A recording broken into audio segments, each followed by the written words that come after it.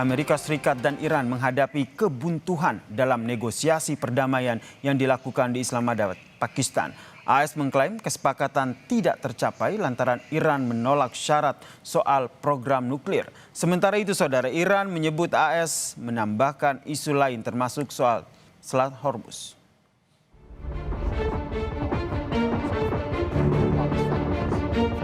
Amerika Serikat dan Iran mengakhiri negosiasi tanpa mencapai kesepakatan dan nasib gencatan senjata selama 2 minggu itu masih belum jelas. Amerika Serikat melalui wakil Presiden J.D. Vance mengumumkan bahwa Washington dan Teheran gagal mencapai kesepakatan setelah 21 jam negosiasi di Islamabad, Pakistan, dan menyebut hasil tersebut sebagai kabar buruk bagi Iran. Ia menjelaskan salah satu poin utama yang menyebabkan buntunya negosiasi adalah Iran menolak menerima persyaratan Amerika Serikat soal komitmen jangka panjang untuk menahan diri pengembangan senjata nuklir. We've been at it now for 21 hours and we've had a number of substantive discussions with the Iranians. That's the good news. The bad news is that we have not reached an agreement, and I think that's bad news for Iran much more than it's bad news for the United States of America. But the simple fact is that we need to see an affirmative commitment that they will not seek a nuclear weapon, and they will not seek the tools that would enable them to quickly achieve a nuclear weapon. That is the core goal of the President of the United States, and that's what we've tried to achieve through these negotiations. Sementara dari sudut pandang Iran, ketidaksepakatan terjadi karena kesenjangan pemahaman berbagai isu, di antaranya dimasukkannya topik-topik baru termasuk Selat Hormuz dan kawasan yang memperumit pembicaraan. در مورد یک سری از موضوعات ما به تفاهم‌هایی رسیدیم واقعیت. اما در مورد دو سه موضوع مهم خب دیدگاه‌ها فاصله داشت و نهایتاً منجر به توافق نشد این گفتگوها. نکته دیگه‌ای که باید مد نظر داشت پیچیدگی موضوعات و پیچیدگی شرایط بود. بعضی از موضوعات جدید این دفعه به موضوع مذاکرات اضافه شد، مثل موضوع تنگه هرمز یا منطقه. خب اینا خودش شرایط، ویژگی‌ها و مقتضیات خودش رو داره. Sebelumnya, delegasi Amerika Serikat dan delegasi Iran melakukan negosiasi selama 21 jam di Islamabad yang dimediasi Perdana Menteri Pakistan Shehbaz Sharif. Hingga saat ini belum ada kepastian mengenai akhir dari ketegangan Amerika Serikat-Iran, apakah melanjutkan dialog atau lanjut berperang. Sementara Selat Hormuz yang merupakan jalur utama energi dunia masih ditutup.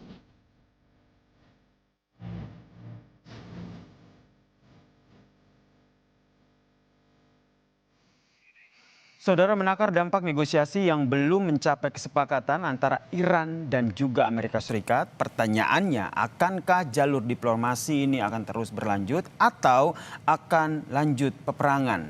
Kita bahas bersama dengan peneliti senior dari Indo-Pacific Strategic Intelligence, Mbak Fauzia Cempaka Timur, dan juga warga negara Iran sekaligus dosen dari International Institute for Islamic Studies, Qasem Muhammadi. Selamat petang semuanya. Selamat petang, Mas Yaser. Saya ke Mas Qasem dulu yang merupakan warga negara Iran di sana. Tentu kita ingin tahu kondisi di sana seperti apa, apalagi diplomasi yang antara Amerika Serikat dan juga Iran ini ternyata buntu. Ya, bismillahirrahmanirrahim.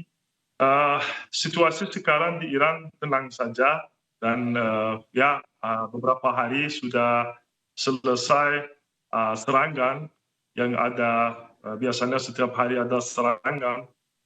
Alhamdulillah beberapa hari sudah dihabiskan serangannya, dan tapi masih belum stabil begitu ya kondisi di antara Iran dan musuh Iran itu. Mas Qasem sendiri berada di kota apa di Iran itu? Saya sekarang berada di kota Qom, hampir 120 kilo jauh dari ibu kota Tehran. Oke, nah sebelum genjatan ini terjadi, memang sering mendengar ataupun melihat bagaimana serangan yang dilakukan oleh Amerika Serikat dan Israel di sana. Ya betul, kalau kota Qom itu juga diserang beberapa kali, mungkin setiap hari diserang, tapi biasanya kota-kota besar yang diserang Amerika Serikat itu. dan rejim Zionis Israel itu, macam Tehran, Isfahan, dan Shiraz. Baik, saya ke Mbak Cempaka. Mbak Cempaka, bagaimana ini Anda membaca kedua belah pihak telah mengumumkan bahwa negosiasi tidak mencapai kesepakatan. Tentu ini jadi kekhawatiran kita bersama, bagaimana nasib dari gencatan senjata ini. Betul Mas Yaser. Jadi kita lihat bagaimana sebenarnya upaya yang dilakukan oleh kedua belah pihak melalui pengiriman delegasi ke Pakistan sebenarnya merupakan upaya deeskalasi yang cukup signifikan karena ini sebenarnya dilihat juga oleh berbagai analis sebagai eh, eh, diskusi yang sifatnya pertama kali dilakukan pasca 1979. Nah ini sebenarnya pendekatan yang cukup signifikan dalam konteks deeskalasi. Tadi kita dengar dari Mas Kasem juga bahwa situasi pun sebenarnya terkendali. Namun yang harus kita lihat bagaimana kedua belah pihak tentu datang dalam ketika menghadapi konflik yang telah terjadi selama 40 hari ini, kita tentu tidak dapat melihat satu pertemuan ini, diplomasi atau negosiasi yang terjadi dalam konteks Islamabad Talks ini sebagai satu outcome yang bisa tiba-tiba tercapai begitu ya. Karena memang selama 40 hari ini antara kedua belah pihak ini tentu saja memiliki interest atau keduanya memiliki keinginan yang ingin dicapai dan national interest yang dimiliki. Tentu saja tidak dapat kita hanya melihat kegagalan atau kebuntuan, saya ingin melihatnya. Kebuntuan dari negosiasi ini sebagai the ultimate outcome. Tapi tentu saja kita lihat bagaimana kedua belah pihak menguphold atau menjaga agar ceasefire yang memang direncanakan selama 2 pekan ke depan dapat tetap terlaksana dan tetap terjaga. Begitu Mas Yaser. Jadi berharap agar gencatan senjata ini selama 2 pekan ke depan ini masih tetap terjaga, sembari Anda membacanya nih akan ada lobby-lobby lagi yang dilakukan oleh kedua belah pihak sehingga bisa duduk di meja perundingan lagi? Betul Mas, jadi kalau kita lihat beberapa statement terutama yang disampaikan oleh Pakistan itu menyatakan bahwa ini merupakan timeline begitu ya Mas ya, sehingga tidak bisa kita hanya berpatokan pada kebuntuan yang saat ini terjadi meskipun 20 jam yang berlalu itu memang tentu saja sangat intens. Dan kalau kita melihat secara detail dalam konteks diplomasi misalnya, bagaimana diplomasi yang sebelumnya tidak dapat menempatkan kedua belah pihak dalam satu ruangan begitu ya, meskipun saat kemarin dapat menempatkan dalam satu lokasi begitu. Dan sebelumnya tentu kita dengar bagaimana tidak ada komunikasi langsung, lalu naik ke komunikasi yang sifatnya tertulis begitu dan lain sebagainya. Ini harus dilihat tentu secara detail bahwa ini merupakan kedua belah pihak ingin mencapai deeskalasi. Nah, namun memang kami sering menyebutnya the devil is always in the details begitu ya. Jadi details terkait dengan beberapa hal terkait dengan Selat Hormuz, lalu berbagai hal terkait dengan nuklir dan lain sebagainya. Ini tentu sangat memerlukan detail yang lebih analisis yang lebih detail begitu. Terlebih Pakistan juga menyampaikan bahwa Pakistan sendiri juga sebagai interlokutor atau sebagai mediator begitu menyiapkan berbagai opsi yang bagi kedua belah pihak ini dapat menguntungkan. Tapi tentu saja seperti yang tadi saya sampaikan 40 hari ini yang telah terjadi begitu ya sejak 28 Februari hingga sebelum terjadinya negosiasi ini kita tidak dapat menyampingkan begitu saja begitu ya fakta-fakta maupun korban dan lain sebagainya yang terjadi pada kedua belah pihak Mas Yaser. Oke, saya ke Mas Kasem. Selain sebagai warga Iran, Anda juga dosen di International Institute for Islamic begitu. Saya ingin minta tanggapan dari Mas Kasem sendiri melihat karena kesepakatan antara Amerika Serikat dan Iran ini tidak jadi begitu. Analisa Anda akan seperti apa? Apa yang apa yang akan diambil oleh Iran sendiri? Apakah melanjutkan negosiasi atau kembali ke peperangan yang tentu saja ini bukan menjadi harapan kita bersama? Ya, ini pasti ini kembalinya ke pihak yang lain ya, karena Iran itu sebelum masuknya perang ini ada negosiasi, ada perundingan sama Amerika 2 kali, bukan hanya 2 kali, selama mungkin 10 tahun terakhir ini ada banyak kali yang perundingan itu sudah dilaksanakan sama negara-negara lain, negara-negara Barat, Amerika. Tapi sayangnya itu mereka yang mengkhianati perundingan itu. Ya, ini kita dalam proses perundingan tapi diserang kali kemarin pada perang 12 hari itu Kali ini juga kita dalam proses perundingan sama Amerika dan diserang lagi. Oleh karena itu bukan problem kita, itu problem mereka. Mereka harus menentukan keputusan mereka, apakah mereka mau menghabiskan problem ini dengan diplomasi ataupun dengan perang. Kami alhamdulillah siap untuk perang. Orang Iran dan militer Iran dan pemerintah Iran itu sudah siap dan sudah membuktikan bahwa mereka tidak takut, mereka tidak tidak ada kekhawatiran untuk memperpanjang perang itu. Walaupun kita tidak suka perang, tidak ada orang yang suka perang, tapi kita siap untuk melanjutkan itu sehingga kita bisa memastikan bahwa hak-hak asasi warga Iran itu ditentukan dan dijamin. Dan tidak boleh lagi kita berunding dan gencatan senjata lagi dan diserang lagi dan berunding lagi, tidak boleh itu. Sirkular itu harus diselesaikan dan harus ada ini bukan ceasefire atau gencatan senjata, tapi harus ada peace, ya, harus ada kedamaian yang tetap dijalankan. Mas Kasem, sebenarnya ketika mengetahui bahwa negosiasi antara Amerika Serikat dan Iran ini buntu, saya ingin tahu juga seperti apa respons ataupun dinamika yang terjadi di Iran sendiri. Ternyata kalau warga Iran itu mereka hampir semuanya mereka putus asa dari Amerika Serikat, karena kita ketahui siapa sekarang menguasai Amerika Serikat itu, dan pasti orang atau pemerintahan yang sekarang berada di Amerika Serikat itu, mereka sudah memperlihatkan dunia bahwa mereka tidak mau kedamaian. Contohnya saya mau berikan beberapa contoh. Ini zatnya mereka yang kolonialis sayangnya, itu kolonialisme yang baru atau modern yang mereka sekarang laksanakan. Kalau problem mereka sama Kanada apa? Problem mereka sama Greenland apa? Apakah mereka juga ada masalah program nuklir ataupun Venezuela bagaimana? Itu mereka mau memperluaskan kekuasaan mereka dan tidak peduli hak-hak asasi warga negara manapun saja. Oleh karena itu kalau warga Iran itu mereka karena ketahui siapa zatnya yang di perundingan itu, karena itu ketahui. Oleh karena itu dari awal, sejak awal kita tidak ada begitu harapan bahwa itu akan berhasil satu hasilan yang bagus untuk rakyat Iran. Berarti dari awal memang warga Iran juga sudah bisa dikatakan tidak berharap banyak ya bahwa negosiasi ini akan mendapatkan hasil kesepakatan antara kedua belah pihak ya, begitu ya Mas Kasem ya? Betul.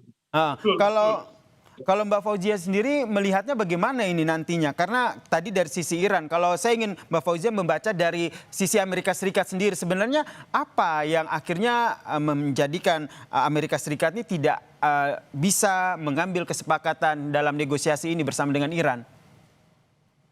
Betul, tadi mungkin kita dengarkan dari Mas Kasem tadi jawabannya bahwa memang ini bukanlah negosiasi pertama terkait dengan Iran dan Amerika Serikat. Namun ini merupakan negosiasi yang sifatnya secara langsung begitu ya, secara langsung mereka berada dalam satu lokasi yang sama selama 20 sekian jam begitu. Nah, ini sebenarnya kita lihat bagaimana ada kemauan minimum begitu ya dari kedua belah pihak untuk mencari jalan keluar, tidak hanya Iran saja tapi juga Amerika Serikat. Nah, saya juga melihat hal yang sama dengan Mas Kasem bahwa untuk Iran sendiri ini memang bukan menjadi pihak pertama yang walk out atau keluar dari negosiasi ini begitu ya, atau pertemuan ini. Nah, dari sini memang kita lihat bagaimana ada beberapa analisis yang dapat kita lihat. Pertama adalah terkait dengan Selat Hormuz yang tentu saja permintaan dari Iran adalah terkait dengan kontrol begitu ya, kontrol terhadap Selat Hormuz. Namun Amerika Serikat tentu saja meminta sifatnya international access begitu ya, dan permanen international access. Nah, ini kita lihat tentu saja belum bisa bertemu permintaan dari kedua belah pihak, dan tentu saja terkait dengan permintaan terkait dengan kapabilitas atau kapasitas nuklir. Nah, ini juga menurut saya hal yang masih menjadi konteks atau faktor yang akhirnya menghentikan atau menjadikan negosiasi ini buntu. Dan tentu saja yang ketiga adalah terkait dengan bagaimana konsiderasi terkait dengan kondisi regional atau yang terkait dengan Lebanon dan wilayah-wilayah lain di Asia Barat yang tentu saja menjadi poin yang dinegosiasikan oleh Iran namun belum tercapai, Mas Yaser. Jadi pertanyaan selanjutnya adalah dari hemat Anda, Mbak Fauzia, sebenarnya Amerika Serikat sendiri sejak awal melihat sebuah perundingan yang dilakukan dengan Pakistan sebagai mediator ini sebagai sebuah langkah yang akan memberi hasil yang gencatan senjata yang berlangsung lama, atau hanya sudah dari awal sudah berpikir bahwa ini perundingan ini juga bakal akan buntu?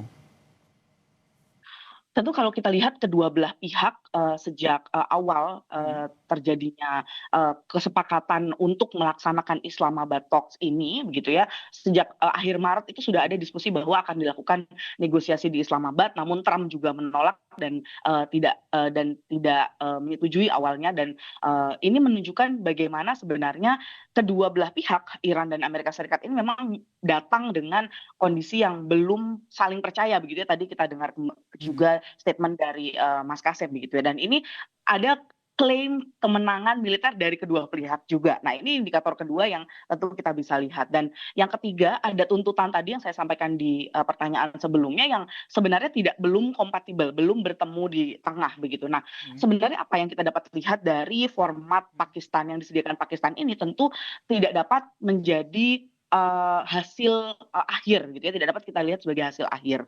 Tetapi saya lihat adalah sebagai kemauan minimum dari kedua belah pihak.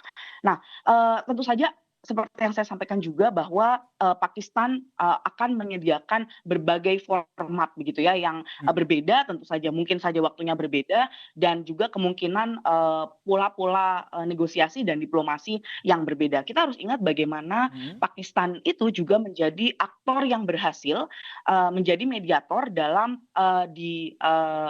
digesernya atau dicabutnya pasukan Amerika Serikat yang berada di Afghanistan beberapa waktu yang lalu.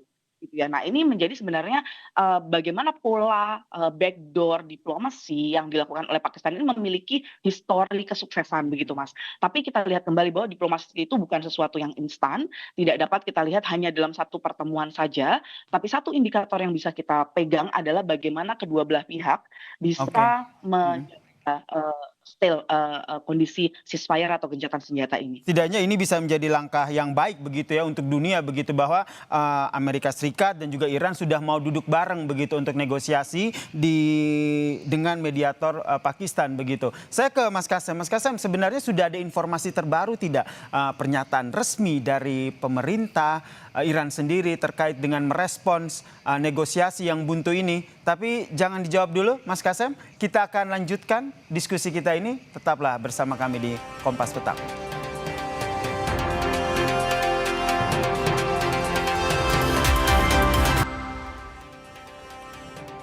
Saudara, kebutuhan dalam negosiasi Amerika Serikat dan Iran kembali menakar soal ketegangan di kawasan Timur Tengah. Wakil Menteri Luar Negeri Iran untuk urusan hukum dan internasional Kazem Garibabadi menjelaskan bahwa Iran siap untuk skenario apapun, baik militer maupun diplomatik.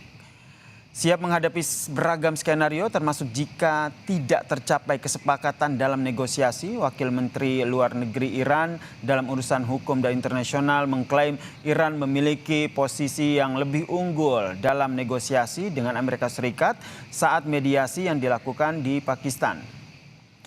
Ia juga menegaskan bahwa Teheran sangat serius baik secara militer maupun dialog. تحت هیئت ایران نشانه جدیت جمهوری اسلامی ایران داره که جمهوری اسلامی ایران برای هر سناریوی آماده به طور جدی هست. اگر سناریو دفاع از کشور و حوزه نظامی و دفاعی باشید کاملا جدی است، در حوزه و سناریو مذاکره و گفتگو هم باشه جدی است. پس این سطح هیئت این جدیت جمهوری اسلامی ایران رو کاملا میرسونه. همین که در بالاترین سطح رئیس یکی از قوای ما به عنوان رئیس هیئت مذاکره کننده ایران. Kita lanjutkan perbincangan kita. Tadi pertanyaan gantung saya ke Mas Kasem, sebenarnya sudah ada informasi resmi tidak dari pemerintah Iran sendiri? Kalau tadi kita dengar yang disampaikan oleh pemerintah Iran sebenarnya siap dalam kondisi apapun, perang maupun negosiasi. Kalau dari Mas Kasem sendiri melihat lebih condong kemana? Negosiasi atau melanjutkan perang?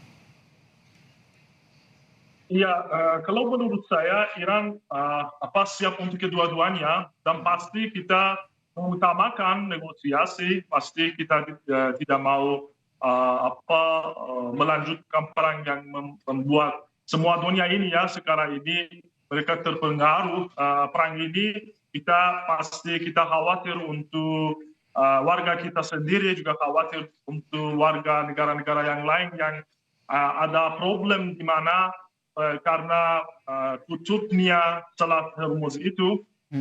Oleh karena itu pasti itu negosiasi itu adalah pilihan pertamanya kita, tapi pasti sebelum itu harus dipastikan hak-hak asasi orang Iran itu di surat 10 poin yang diberi Amerika Serikat oleh Iran itu dan disepakati oleh pemerintah Amerika Serikat itu. Di sana semua poin itu untuk memastikan dan menentukan bahwa hak-hak Iran itu untuk untuk selamanya harus dipastikan. Pangkalan-pangkalan Amerika Serikat itu harus diakhiri di Selat Hormuz itu, di Teluk Persia itu harus diselesaikan. Tidak boleh lagi itu ada. Kenapa? Karena 17 pangkalan Amerika Serikat dari mana kita diserang di negara-negara Arab tetangga kita.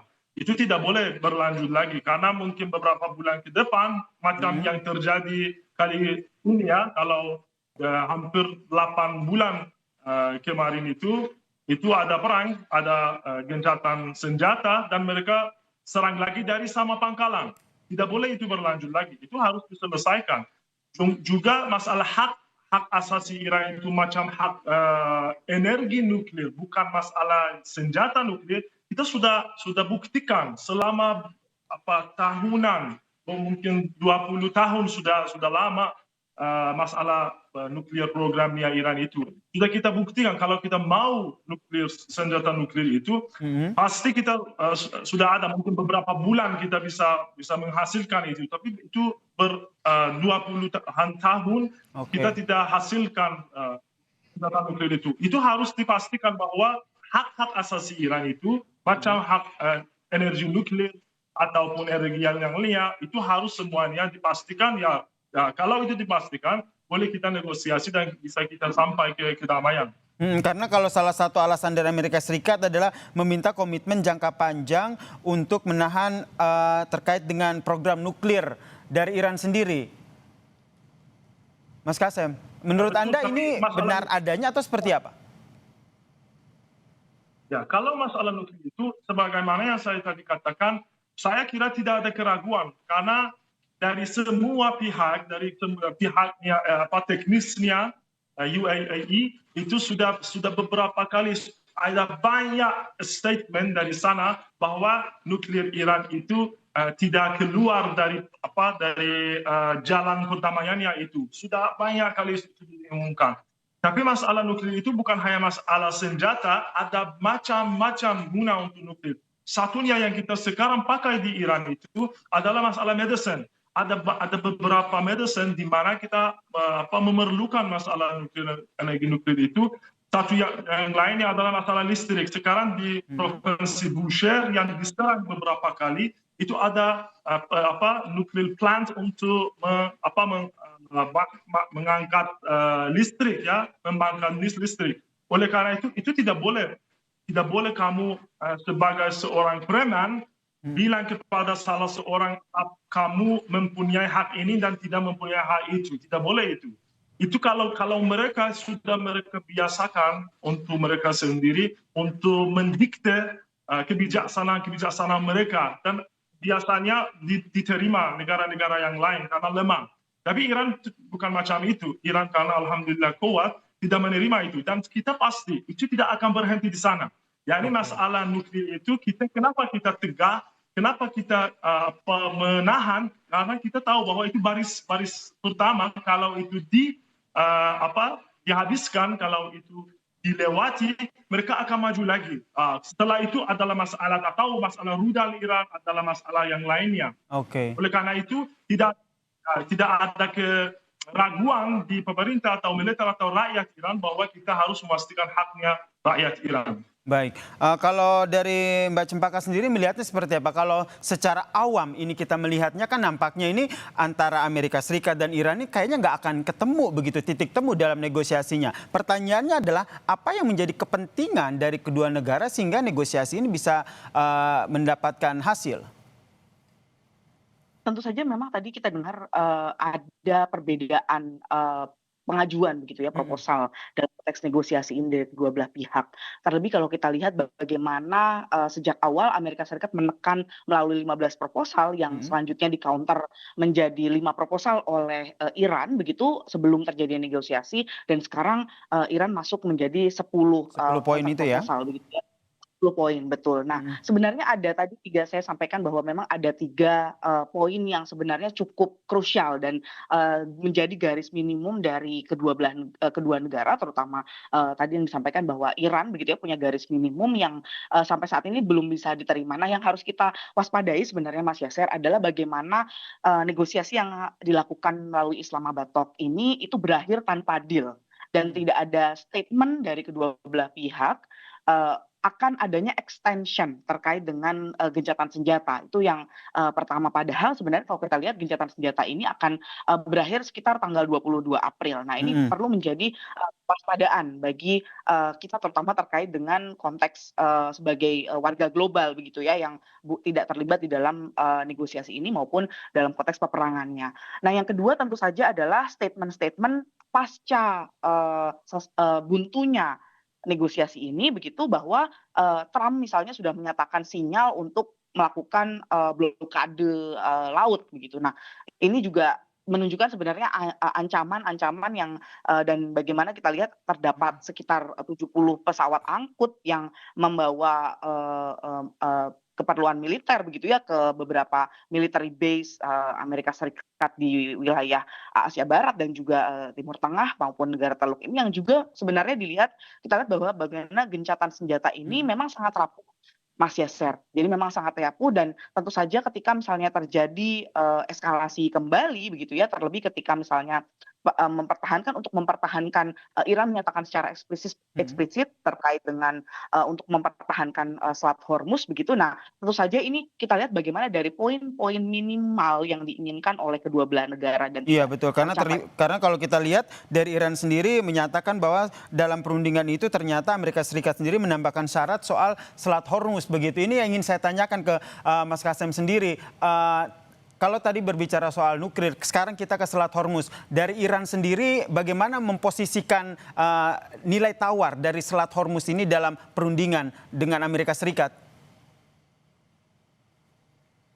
Ya, Iran sudah jelaskan dalam surat 10 poin itu bahwa kalau kekuasaan Iran atas Selat Hormuz itu harus tetap berada dan dijalankan. Kenapa? Karena kita mau dan bukan hanya Iran, kita bisa bahkan memasukkan negara yang tidak memusuhi Iran, sudah buktikan mereka tidak memusuhi Iran, bukan macam negara-negara yang pangkalan-pangkalan Amerika itu berada di sana atau mereka sendiri menyerang Iran, tapi negara-negara di Teluk Persia itu macam Oman, mereka juga bisa campur tangan atau mereka bisa juga masuk dalam kontrolnya Selat Hormuz itu. Oleh karena itu, ini maksud kita harus itu tidak bisa kembali ke regimnya yang lalu. Regim baru itu akan ditulis oleh Iran dan negara-negara di Teluk Persia itu yang memastikan haknya Iran, yang memastikan keamanannya Iran, karena dulu atau regim dulu itu tidak memastikan keamanan Iran, dan itu yang terjadi sekarang itu karena tidak adanya regim yang sesuai dengan haknya negara Iran. Oleh karena itu Iran tidak akan mundur dari poin ini atau dari syarat ini, pasti Iran tidak akan mundur, dan pasti Amerika Serikat pun mereka juga tahu bahwa kalau mereka tidak bisa mengambil kemampuan itu dari Iran itu, pasti itu adalah satu kekalahan yang luar biasa terhadap Amerika Serikat. Oleh karena itu saya juga kira mungkin mereka tidak suka itu. Tapi saya kira ini kalau pemahaman saya kira Amerika Serikat itu tidak bisa lanjutkan perang macam itu karena ke yakni problem-problem ataupun kekalahan yang sekarang mereka dapat dari Iran, yaitu mereka tidak bisa lanjutkan itu. Dan saya kira mereka akan keluar dari perang, dan mereka bilang bahwa itu kami sudah keluar, itu mungkin Israel mau melanjutkan. Tapi Iran tidak akan bedakan di antara Israel dan Amerika sekali ini. Kali ini Iran itu tidak akan bedakan di antara dua entiti itu, dan Iran pasti akan lanjutkan serangannya terhadap pangkalan-pangkalan Amerika di Teluk Persia itu. Baik, seperti yang tadi disampaikan ya oleh salah satu petinggi Iran yang bilang bahwa sebenarnya siap, Wakil Menteri Luar Negeri Iran yang tadi bilang bahwa sebenarnya siap untuk diplomasi maupun siap untuk kemungkinan terburuk yaitu perang. Terima kasih Mbak Fauzia Cempaka Timur, peneliti senior dari Indo-Pacific Strategic, dan juga Mas Kasem Muhammadi dari dosen di International Institute for Islamic telah berbagi informasi dan perspektifnya. Harapan kita bersama ya, ini genjatan senjata yang berakhir 22 April ini masih terus berlanjut begitu, sehingga perundingan yang diambil dalam konflik di Timur Tengah ini. Salam sehat semuanya. Terima kasih Mas.